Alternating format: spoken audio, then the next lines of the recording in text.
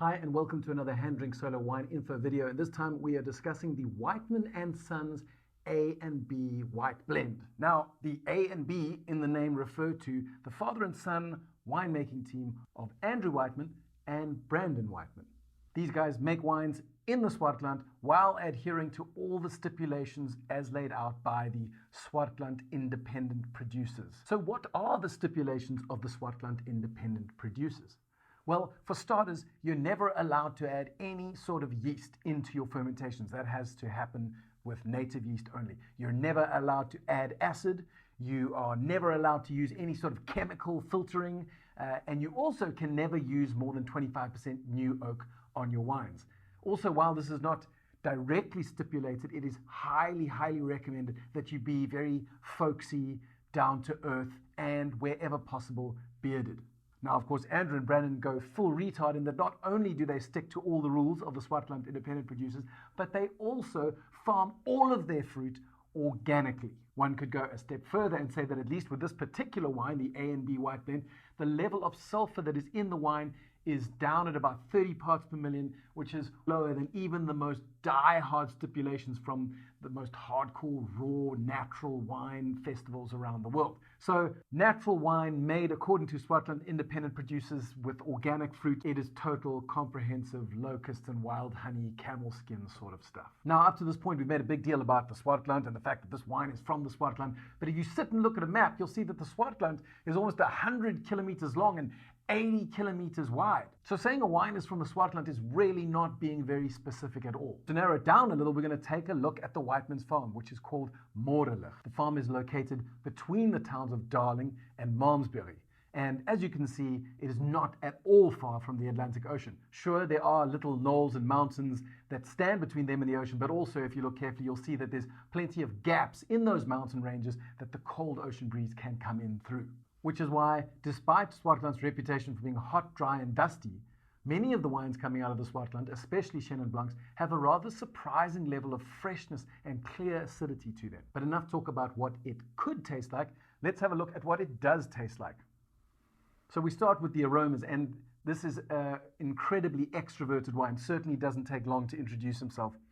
And it's a fascinating nose of salted almonds. There's kind of crushed gravel stones going on, and then the fruit is a yellow apple, almost like baked apple with a bit of cinnamon spice and even a little bit of vanilla, even though, as we say, it's almost all old oak on this wine. And I suppose if you combine baked yellow apple with a bit of cinnamon and a bit of vanilla, you got what sounds very much like apple pie, although you sound more fancy if you break it down into its initial elements rather than just saying, apple pie. The other advantage of breaking it down into its components is that instead of just saying apple pie, you can identify that while apple notes and maybe a little bit of stone fruit could be the grape, cinnamon and vanilla and even a bit of nutmeg are definitely oak derived. So as I mentioned earlier, we can tell from our flavor notes that there is a grape and there is oak, and those two components work together to form something delightful that is different from the sum of its parts. And on the palate, if you thought the nose was extroverted, the palate is all sorts of Swartland. There is that yellow apple spice that we spoke about, but there's also some lovely sweet peach and apricot tartness.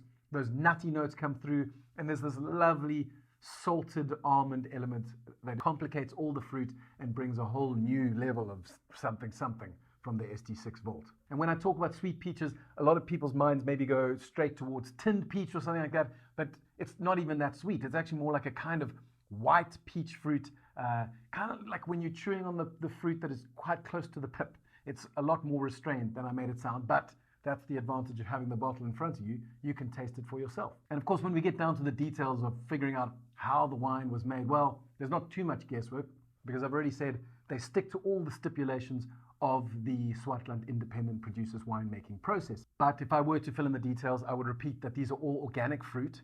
It is made up of 70% old vine Chenin Blanc and then 30% Claret Blanche. The grapes don't have any skin contact. They're pretty much pressed straight into their fermentation vessels. And as we said earlier, it's all native yeast. And once fermentation is done, they are matured separately in old French oak for about 11 months. And they're blended just 1 month before going into bottle, which is, as I said, it's the complete opposite of what someone like Chris Groenewald did with his Pounding Grapes, Fairies in the Garden, where he blended the components immediately after fermentation and let them integrate. So two wines, both delicious, but made with very different ethosi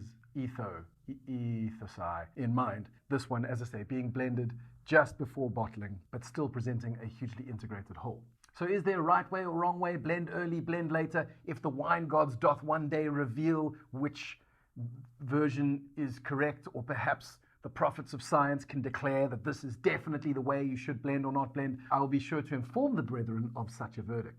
So that's all we have time for today. But if you have already cracked this guy, why not leave your own thoughts, leave a little review in the review section below on the HanDrinksSolo website. And if you're watching this on YouTube, then subscribe to the channel. I publish weekly videos that detail rising winemakers, unusual cultivars, some of our finest wines out of our most renowned regions, and also the exploration of some off-the-beaten-path regions.